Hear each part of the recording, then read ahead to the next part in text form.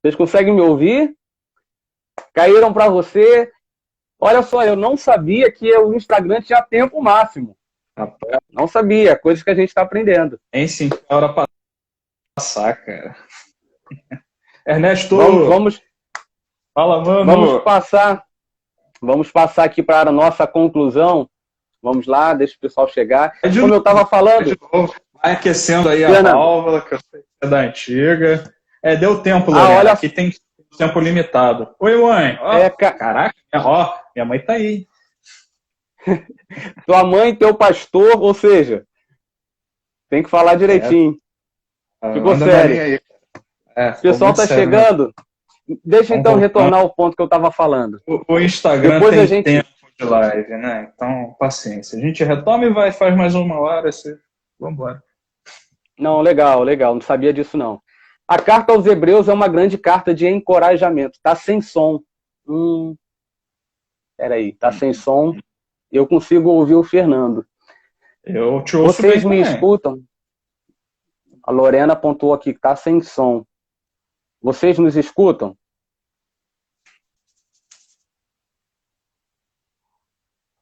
Olha o Fábio.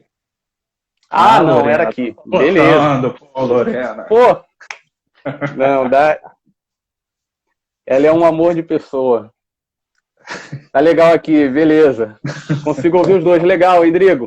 Wanderson Ah, entrou, tá entrando e eu vou retomar aqui a palavra e a gente caminha para a conclusão.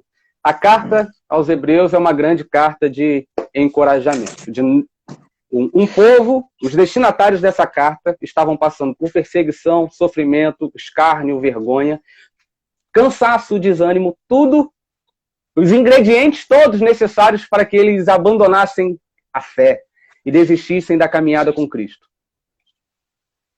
Só que, Wanderson, aqui tem som, mas não tem vídeo. então vai ouvindo. Manda ver. Vamos ouvindo como se fosse uma rádio. Depois de falar sobre os heróis da fé no capítulo 11, o autor fala: portanto, estamos rodeados de uma tão grande nuvem de testemunhas, corramos com perseverança ou paciência a carreira que nos está proposta. Fernando, ele faz uma analogia aqui com uma maratona. Ele pontua que a vida cristã é como se fosse uma grande corrida. Eu não sei de Como 100 se fosse metros uma rasos, carreira, né? ou eu É uma não. carreira. Não é 100 metros. Não é 100 metros rasos, é uma maratona, da quilometragem de São Silvestre para lá. Então ele fala assim, cara, vocês vão correr, vocês vão cansar. Eu gosto da Bíblia, Fernando, porque ela sempre joga limpo. Ela fala assim, olha, vai ter momentos doloridos, o teu pé vai doer, você vai se cansar, você no meio do caminho você vai estar pedindo água, socorro, mas vai até o final. A vida é uma maratona, Fernando, e como que a gente vence aí? Ele dá pelo menos algumas dicas. A gente nos livrar do embaraço, do pecado, consegue trabalhar nesse sentido aí para mim?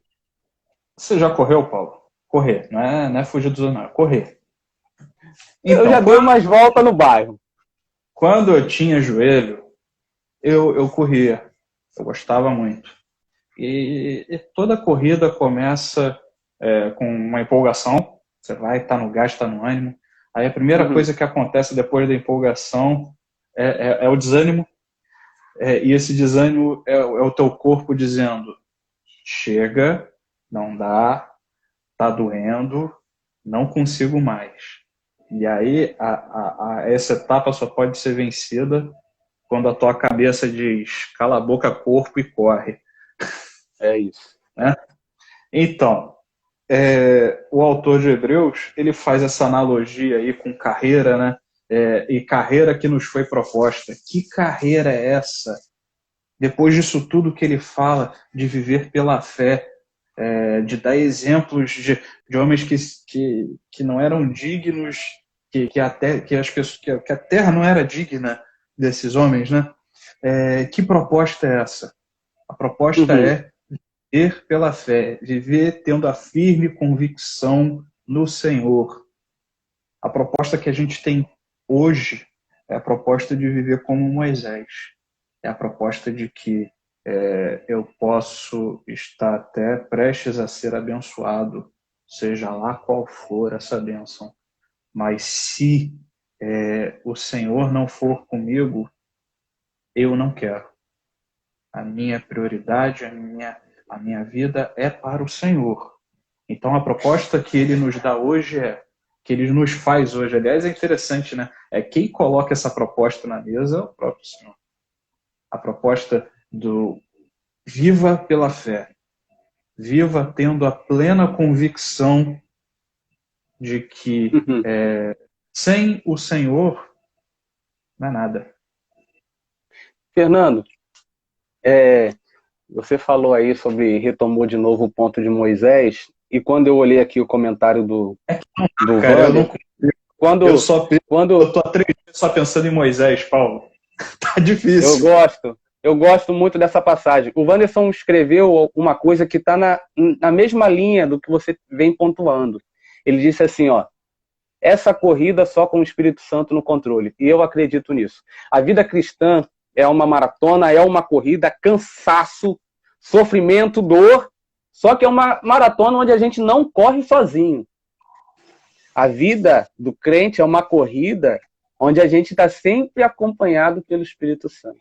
E quando o Espírito Santo está ao nosso lado, fica fácil a gente abandonar o pecado, o embaraço, tudo aquilo que tão de perto nos rodeia, os atrativos dessa vida. Isso é o autor de Hebreus, ele dá uma sinalização seguinte, cara, olha só, você vai correr, a vida é uma corrida, a vida até o céu é uma corrida, só que você precisa se livrar de alguns pesos. O pecado é um peso que me impede de chegar até o final. É isso mesmo, Fernando? Qual é o impacto do pecado aí na nossa corrida? É interessante que o autor aqui ele não faz um conselho, nem uma dica, né? Ele deixa bem claro uma ordem, né? Livremo-nos de todo o peso e do pecado que tão firmemente se apega a nós. Isso não é uma sugestão, isso não é um conselho, isso é uma ordem. Livre-se. Livre você, livre eu, livre nós, né? Livre-se então, nós há uma ordem explícita aqui, Fernando. É uma ordem clara. O cristão tem que se livrar do pecado, daqueles hábitos, daqueles costumes errados. Aí eu vou citar nomes de alguns pecados conhecidos aqui. Adultério, pornografia, fofocada. Mentira. Tem que se livrar disso. Mentira. Sem dúvida. A Bíblia fala até outra coisa. Omissão. Se você sabe fazer o bem e não faz, você comete pecado. Então, aliás, a gente tem que se livrar disso. Se tem uma coisa que cometemos muito, infelizmente, é a omissão. A gente muitas vezes sabe o que tem que ser feito e não faz, sei lá, por covardia, falta de interesse, enfim. O autor manda nos livrarmos disso, né? Livremos. É uma ordem. Seja, larga, sai fora, não crie para você pecados de estimação, não, né? Todo mundo, acho que não é a forma certa de falar, mas a gente sempre vê que existem um hábito ou outro que a pessoa toma para si dizendo não, sei lá. Meu pecado preferido. Não tem o filme, meu malvado favorito. Então, meu pecado favorito. Tem gente que tem os pecadinhos, sim. Tem, e toma para si como se aquilo fizesse parte da personalidade da pessoa. E ainda bota a desculpa assim, não, é que eu tenho uma personalidade forte. Pô, que isso? Isso é desculpa para ser mal educado, para ser pecador. Não, Meu Deus, é verdade. Jesus... Eu conheço gente assim. Só eu que conheço. O Endrigo Queijo também eu acho que conhece. É isso, o pecado é um peso e assim, querendo ou não, uma hora, quem leva o pecado na bagagem, uma hora vai ficar pelo caminho. Uma hora a conta chega, uma hora se cansa. O Ernesto acaba de falar, né? O peso atrapalha a corrida, né? Ninguém corre a São Silvestre de mochila e de calça jeans. Não, né? Perfeito. Fernando, então, vou passar para a conclusão e só citando agora o próximo versículo. Ele fala o seguinte, olha, temos exemplos a seguir, temos referências. Homens sofreram, lutaram, mas não abandonaram a fé porque estavam de olho numa promessa maior. Estavam com os olhos fixados na eternidade e em todas as promessas da eternidade. O autor também fala que, além de a gente ter exemplos a seguir, a gente precisa se livrar de pecado, de embaraço, daquilo que nos envolve e tenta nos paralisar. Só que o autor de Hebreus, ele chega no ponto-chave, que ele diz assim, olha, olhando para Jesus, o autor e consumador da fé. E aí que eu quero que a gente encerre dizendo que o grande propósito, eu acho que o grande, vamos dizer assim, o macete da vida cristã, o macete, o bizu da vida cristã é olhar para Jesus. É ter Cristo como o maior exemplo. A galeria dos heróis da fé não se encerra no capítulo 11, mas se encerra em Cristo, que Cristo, ele é o maior herói. Ele é o exemplo máximo. Fala aí, Fernando. Oh, e não é olhando de qualquer jeito, né? Verso 2. Não, firmemente. Firmemente. O que é olhar firmemente? É o olho de tigre do Rocky Balboa. Isso. Tá sendo arrebentado, mas o olho não sai do alvo. A visão é constante, é inabalável. Sempre sem desviar, sem vacilar para Jesus Cristo. Esse firmemente traz também à tona a questão da exclusividade. De você, olha, não deixa as distrações tomarem, não deixa a tua segunda opção roubar a tua atenção, não deixa o plano B te distrair. Olhe firmemente, olhe só para Cristo, porque é assim que a gente consegue chegar até o final. Se a gente não olhar para Cristo, né, Fernando? Fica difícil? Olhando firmemente, Moisés no deserto disse, sem o Senhor não me envia, eu fico no deserto. Ele estava olhando para o Senhor, ele estava olhando para Deus. Ele não queria saber de nada que não fosse Deus. E a gente vem para cá e o autor dos Hebreus diz exatamente a mesma coisa. Olhe firmemente para o autor, aquele que criou e o consumador da nossa fé. E aí vem outra avalanche de informações aqui, né? Jesus é aquele... a fé é dom de Deus. Então, é um presente de Deus para nós. E sendo esse presente, Jesus nos chama hoje para olhar firmemente para Ele, porque Ele quer dar mais fé. Ele quer alimentar as nossas vidas com mais fé, para que a gente prossiga a carreira que foi proposta a cada um de nós, de viver pela fé, olhando para a fonte de fé. Mano. Olhando. Pessoal, vamos encerrar. Comente aí o que vocês acharam. Não posso encerrar ainda, cara. O Espírito Santo está atrapalhando, então vamos seguir só mais um pontinho. Pode falar. Como que a gente olha firmemente para Jesus? Olha o exemplo de fé de Jesus. Você falou aí, o rol de heróis da fé não termina aqui, termina em Jesus. Então olha para Jesus. Olha o que Jesus fez. Olha o tamanho da fé de Jesus. Qual foi a carreira proposta para Jesus aqui na Terra, cara? A proposta que foi dada ao Pai para Jesus era de morrer. Era Isaías 53. Era de levar sobre si as nossas... O castigo que era nosso, ele ia levar sobre ele. Essa era a proposta de Jesus. E aí eu li um livro que um camarada que eu amo muito, cara, eu amo muito, me deu assim no susto. Falou, toma aqui, você precisa ler esse livro.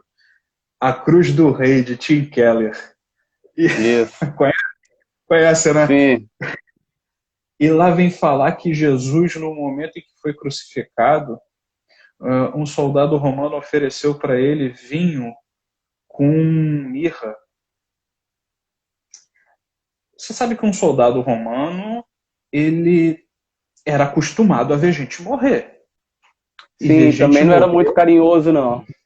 Nem um pouco. E acostumado a ver pessoas morrerem das formas mais cruéis possíveis.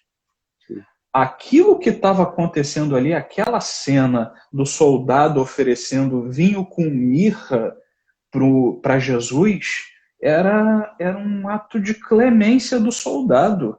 Por quê? Porque vinho com mirra era um anestésico. Interessante, né? Foi proposto a Jesus ele ter o corpo anestesiado para não sofrer tudo o que ele tinha que sofrer.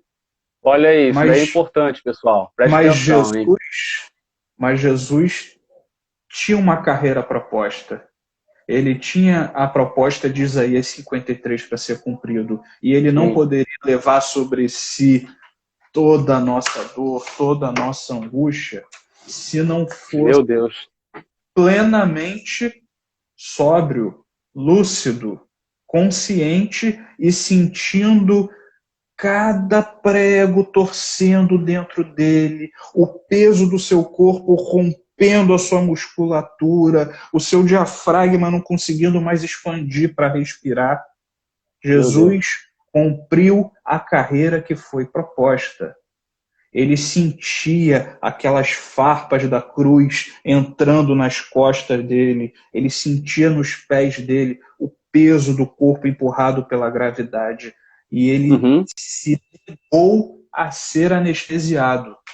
Meu Deus do céu.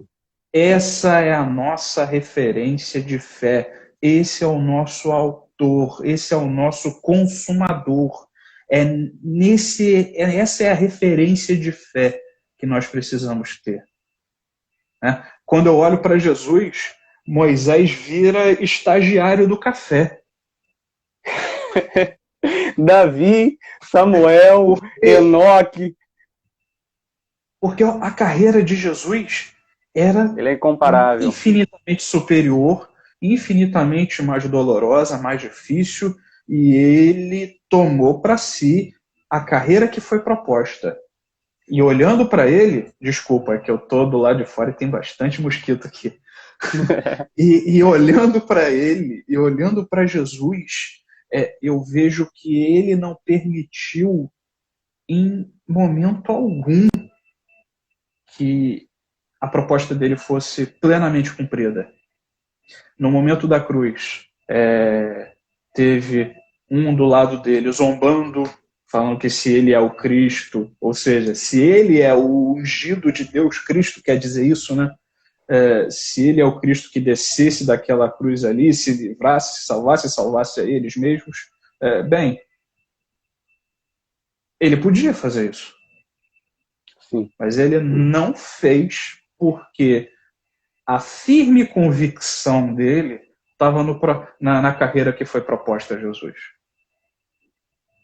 Então, assim, se hoje nós somos chamados para olhar firmemente, para fixar nossos olhos no autor e consumador da fé, nós temos que olhar para Cristo, que deixou a sua glória, se colocou como homem, se humilhou, o próprio Deus teve que passar por necessidades, por angústias e aflições que nós passamos como seres humanos. Poxa, que coisa mais humilhante do que o próprio Deus ter necessidade de ir ao banheiro? E Jesus se propôs a isso por amor a nós, porque ele sabia, porque ele tinha firme convicção da carreira que lhe foi proposta. Amém. Meus irmãos, hoje nós somos chamados para essa carreira, a carreira da fé, a carreira em que nada mais importa a não ser caminhar com o Senhor e sermos verdadeiros imitadores de Cristo. Isso. Discípulo bom é discípulo morto, né? Então, quem disse isso? É a minha tradução das cartas de Paulo, quando diz: já estou crucificado com Cristo, agora vive Cristo e não mais eu. Enfim, Fernando, hoje nós somos chamados para sermos esses discípulos imitadores de Cristo, que olham firmemente para Ele, para cumprir a carreira que nos foi proposta, a carreira da fé. Diga, Paulo. Fernando, agradeço do fundo do coração quanto ensinamento você nos trouxe. Que Deus abençoe muitíssimo tua vida, tua casa, teus projetos, tua família, tá? A Aline, o Rafa, tá? E a Luísa. Isso. Valeu, Isso. maninho. Valeu, Deus cara. abençoe vocês. Meus irmãos que acompanharam até aqui, Deus abençoe a vida de vocês. O que vocês acharam? Foi bênção? Foi legal? Que live! A irmã Neuza colocou. Glória a Deus. Outro comentou. Legal, gente. Muito obrigado pela presença de todos. Então, Deus abençoe Paulo, vocês. antes de terminar, aqui, vamos orar? Pode ser? Vamos. Você é hora. Beleza. Então, aí onde você estiver, para o que você está fazendo, já são 11h20, um momento de calma, né? Feche seus olhos comigo, vamos orar. Senhor, nosso Deus, nosso Pai bendito, santificado seja o teu nome, que o teu reino venha sobre nós, Pai. Nessa noite eu te peço, Pai, a tua graça, o teu favor, que a tua palavra vá ao encontro de cada coração aqui, que a gente não vá dormir da mesma maneira que nós estamos nesse momento, Pai. Mas que a tua palavra, que o teu chamamento, Pai, que a carreira que o Senhor nos propõe, nós estejamos prontos, dispostos, preparados para cumprir, olhando Amém. firmemente para o Senhor Jesus, para o nosso autor, para o nosso consumador da fé, Pai. Assim oramos, Pai, e te agradecemos porque só de sermos movidos a orar a Ti, nós já somos abençoados, Pai. Muito obrigado por tudo. É assim que nós oramos, em o santo nome de Jesus. Amém. Amém. Amém. Meus irmãos, boa noite a todos. Deus dê uma ótima noite de sono. Fiquem com Deus, nos acompanhem no Instagram. Acompanhem também o Fernando no Instagram dele, tá bom? E Deus vai ver lá brincando com as crianças de carrinho. Vamos lá. Fiquem com Deus, meus irmãos. Beijão a todos. Valeu, meu irmão. Obrigado, Fernando. Valeu, cara. Valeu. Um abraço. Tchau. Tchau.